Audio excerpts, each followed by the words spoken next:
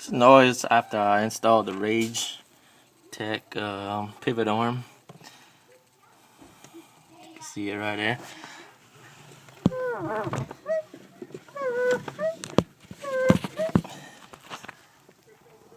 What's that noise?